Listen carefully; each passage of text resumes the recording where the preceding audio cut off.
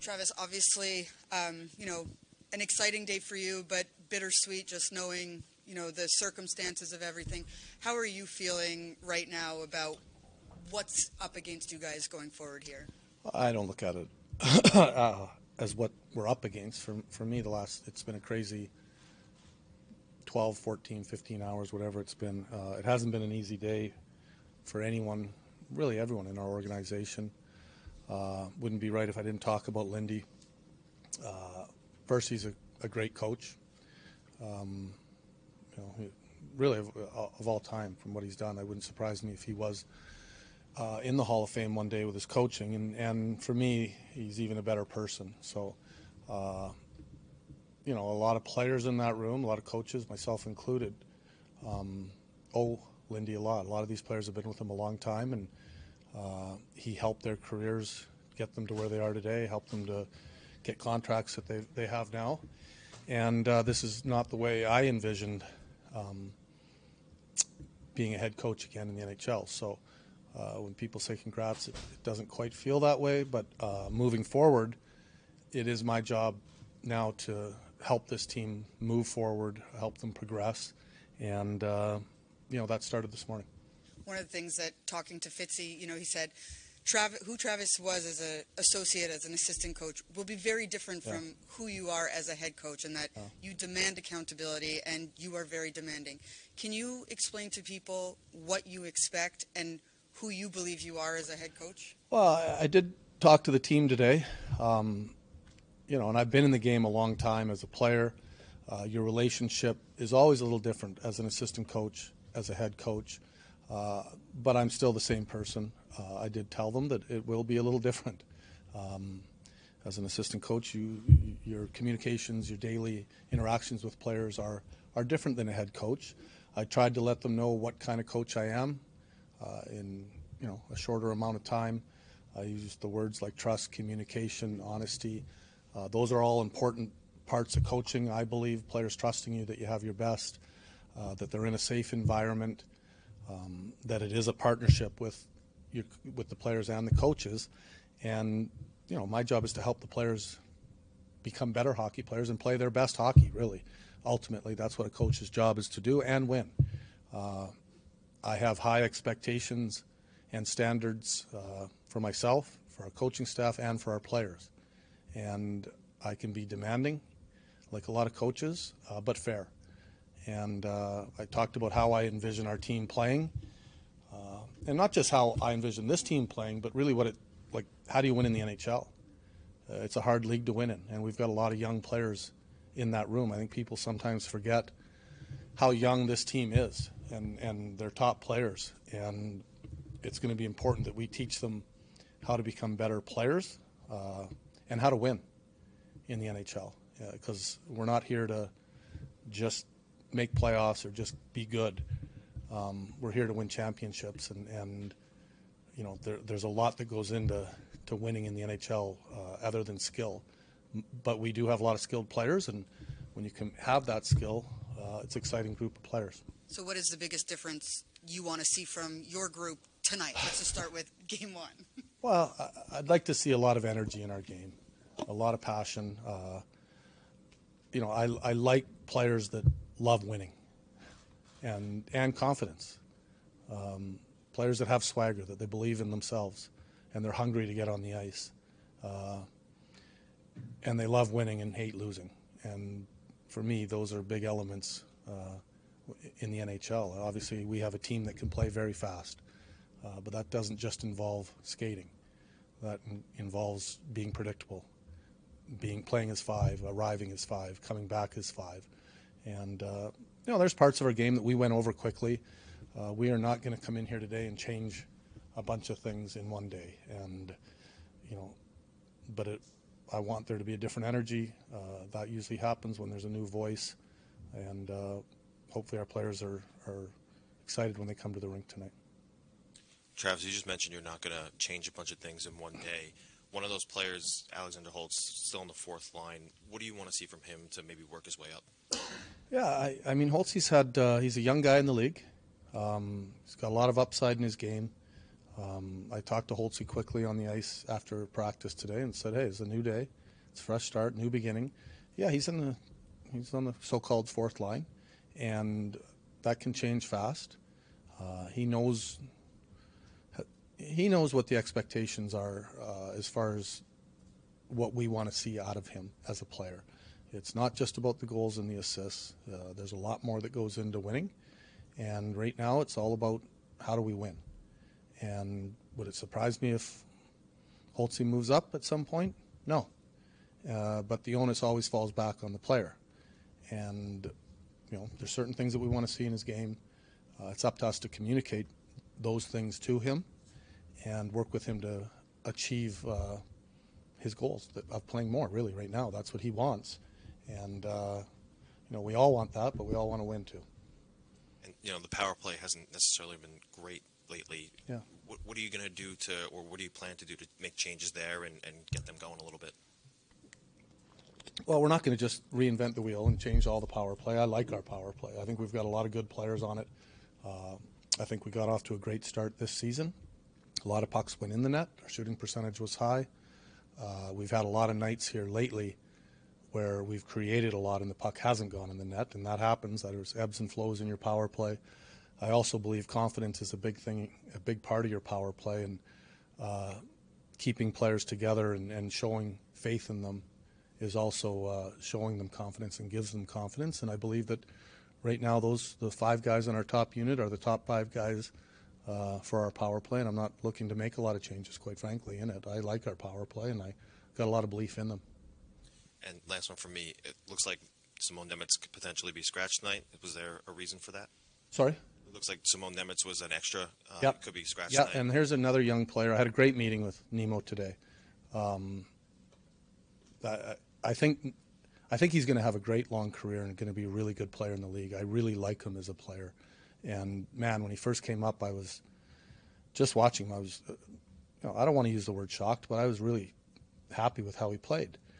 But also in saying that, I talked to him this morning, and I think your game has dipped the last 3 weeks. And we've been talking about pulling him in, pulling him out, and we talked about why. And I think it's really important. I've worked with a lot of young players over the years to be honest with them and also, make sure that you keep their confidence, because I don't want to take confidence away from players.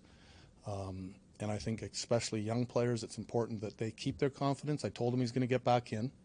We talked about some things that I want to see, we want to see. And a lot of it has to do with his skating. He just doesn't have that pop that he had when he first came up. And the season's a grind. The NHL's a grind. And, you see a lot of young defensemen sometimes not play every night. And there's nothing wrong with that. And that's up to us to make sure that we move him along and make sure that his play raises as he plays more and grows as a player. And, when I left the room today, I wanted to make sure that it wasn't a terrible thing that he wasn't playing tonight and make sure that his confidence remained. Trev, just want to confirm, you'll still run the power play, correct? Chris Taylor's and I have been working on it all year. He's going to slowly gravitate into taking more responsibility in that. We'll still work together, but I think it is important. It's a big job, and for me, I really want to concentrate on communicating with our team, talking to players, our 5-on-5 game. That's a big part of the head coach's responsibility, and so that's one change that we'll slowly start to gravitate to. It seemed right before the outdoor game that the team was really locking it down as a 5-man unit. Mm-hmm. What changed? What has changed over the past 5-7 games where it's just kind of unraveled? I don't know. I don't know if I'd use the word unraveled, to be honest. Like, sometimes you go back through games and, you play a decent game and you don't win. You can go to the Anaheim game. You get 55 shots and you lose a hockey game. And that's not unraveling. But we have changed some things with our D-zone coverage. And we're going to continue to work on it. Obviously, at this time of year, defending is a big part of winning. And little details in your D-zone coverage can cost you major mistakes and major goals. And when you have new young players, making them understand that part of the ice is important and vital in winning. And finally, for me, what type of role, how big a role will you play with Tom Fitzgerald at the trade deadline?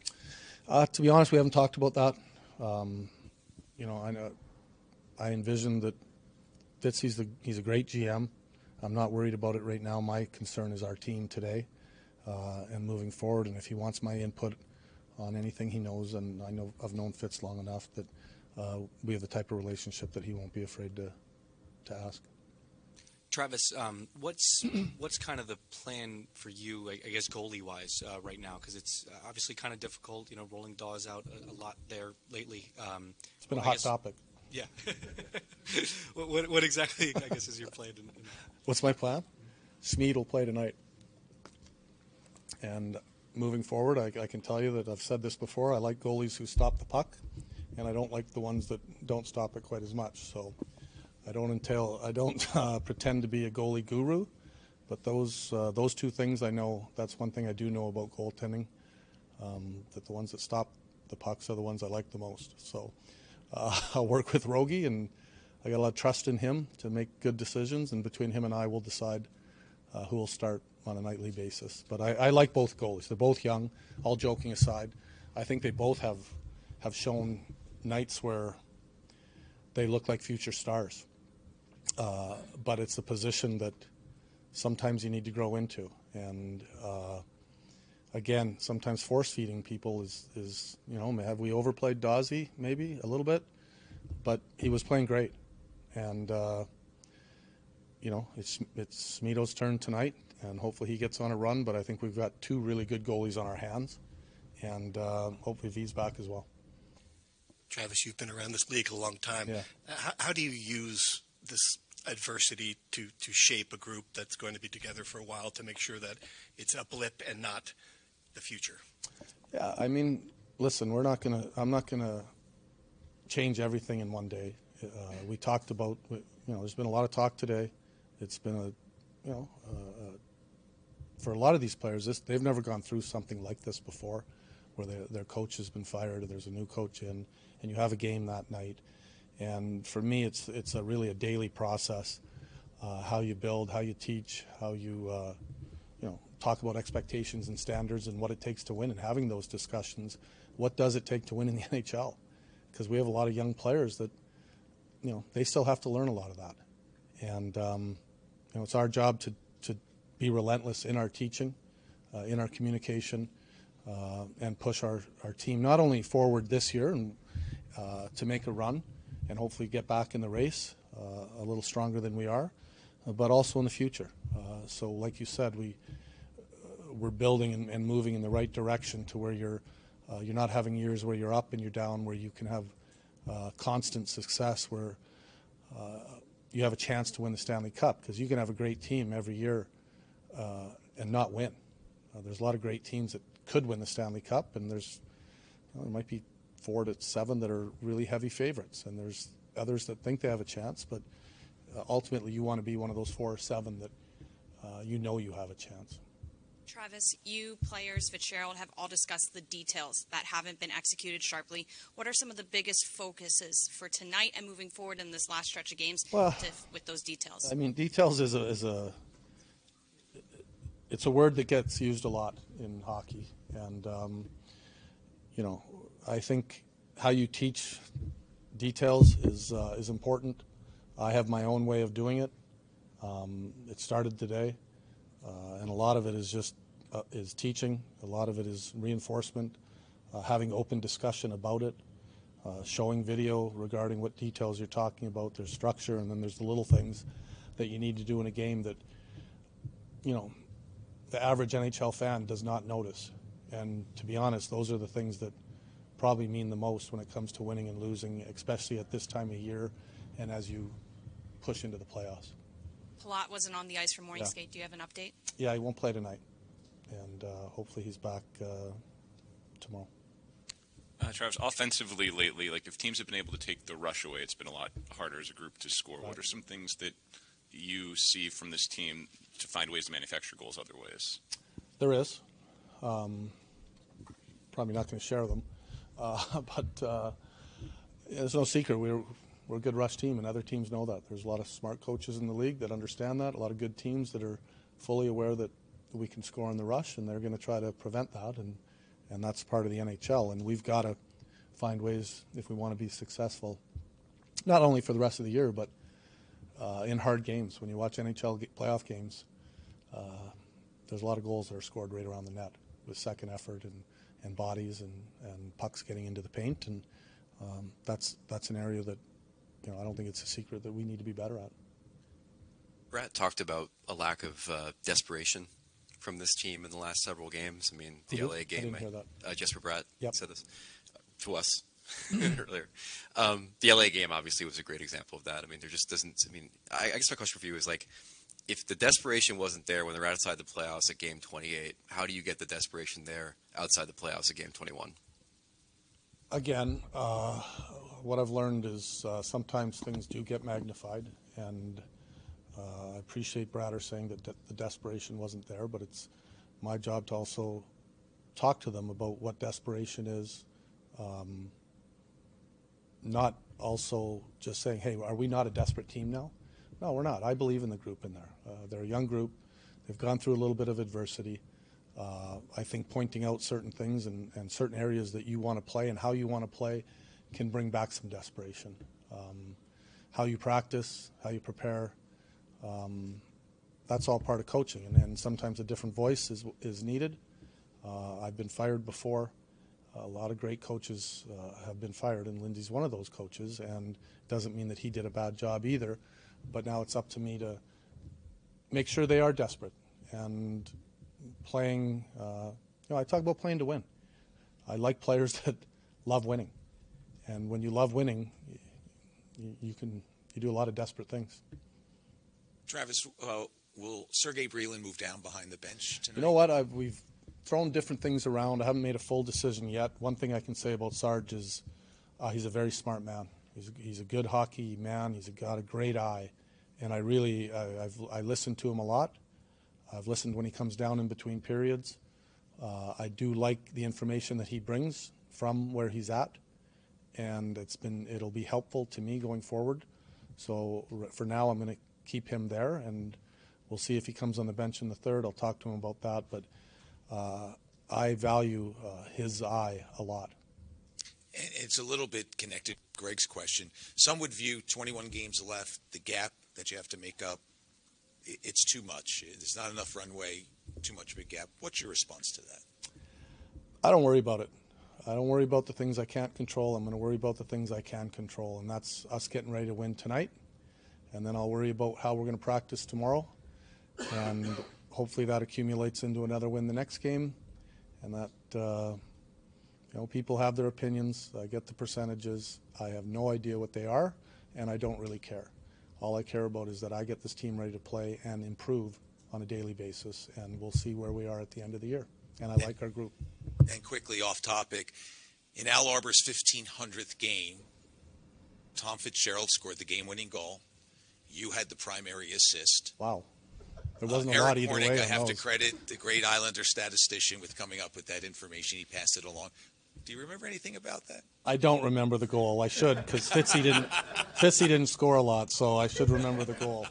But I don't. I do remember, obviously, I played with Tom a lot. And, we were both very lucky to play under Al Arbor. And I still, to this day, when I go back and talk about coaching, I learned a lot from Al. And not necessarily X's and O's, but how to care for players, how to comfort them, how to push them. And, he was an amazing man, an amazing coach, and we're both lucky that we got to play under him. Last one, Tom.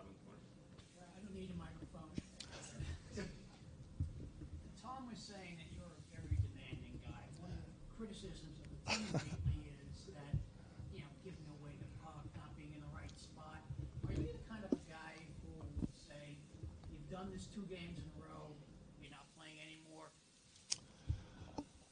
Well, I am demanding, but I'm fair.